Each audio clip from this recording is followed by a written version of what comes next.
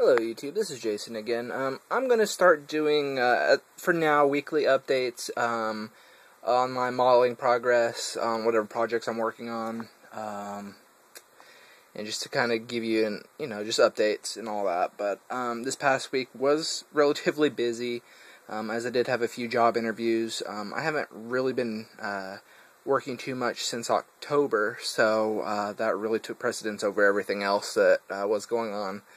Before that, the few years before that, I've only been working part-time, so I'm trying to get a full-time job again, so that I can keep supporting myself now that I have a house to take care of.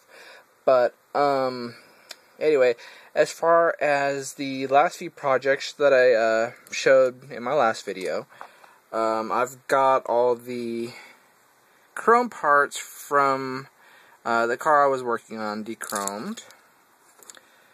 I've got the muffler for the motorcycle. These two really only took about a day in the simple green to dissolve, but I did leave them in there for a while longer to try and get the paint off of the other parts from the, a 98 Saleen Mustang. I had painted this yellow from spray can back in like 2000. I didn't have anything other than the spray cans and a cardboard box to spray them in back then, and I've never been really happy with the way they came out, so I had decided to throw those in there as well. The simple green worked excellent on the chrome. It did not work all that well on the I remember it being enamel paint. In fact, I think I might still have the spray can over here. Yeah, there it is. Yellow Testers spray enamel. Yeah, back then from Hobby Lobby, $2.68. I think you probably could get these for either like $5 or $7 now. So, but yeah, the simple green didn't work all that great on the paint. And I even did scrub it with a toothbrush. It did get quite a bit of the paint off, but there was a lot of elbow grease involved, and some of the more recessed areas the toothbrush could not reach into. So I'm probably going to, after I get done recording this video, take some lacquer thinner and some Q-tips and try and scrub it out that way. I would do a video of me doing that in progress, but I'm recording this on a Droid 2, and I don't really have a stand or a tripod that I could set it up on to record my progress, plus the camera on this thing sucks anyway, so, autofocus, zoom, and all that wouldn't work really all that great. So, eventually I'm hoping to get a better camera so I can give you guys better videos, but, yeah. So if you didn't know, simple green works great on this chrome stuff. So, as you can see, I have been, this week I have been doing a lot more work on getting my area set up here. These little containers back here, I did have all my tools and stuff in, and this one right here I had all my paint in. This thing has been sitting in the shed at this house for, I know, at the very least the last 3 years. I'm in Texas, so the heat, humidity, and then the cold during the winter just kind of completely screwed the set of drawers up. So every time I pulled a drawer out with the paint, it would just kind of collapse in on itself. So I've left the bottom drawer there with my Mr. Color paints that I've got so far, and primers and all that I've decanted from the Tamiya spray cans. But the other one's, that middle drawer's got all my sanding stuff, and the top one has all my cutting and scribing tools, and an extra jar of each of the Tamiya thin cement and then normal Tamiya cement. I've got the ones I'm actually using out here. I was messing around with a little bit of the Ambroid Pro Weld. I've been working on a Gundam kit as well, high grade Age-1 Normal, the 1/44 scale. There's been a lot of stuff that's needed filling in with epoxy putty. It's my first time using it, and some of it came out pretty decently, but I don't think I mixed it right or well enough, because some of the epoxy putty fell out of the parts after it was dry. when I started sanding it. So, in all, I'm really happy with the way that's coming along so far. I've been trying to get, these are the shoulders right here, you probably can't really see too well because of this crappy camera.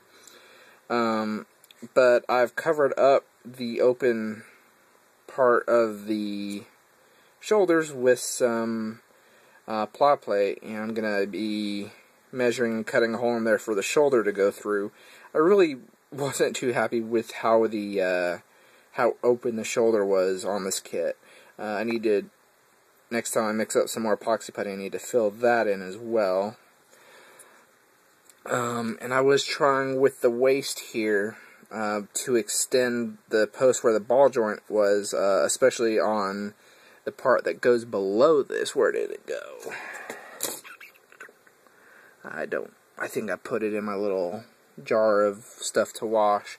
But I had been extending the other post on this because I was planning on, or I still am planning on, scratch building a little section. Like I've seen in some of the Japanese modeling Gundam magazines, where they'll put a little extra waist section here, so when it bends up, it's not just empty space.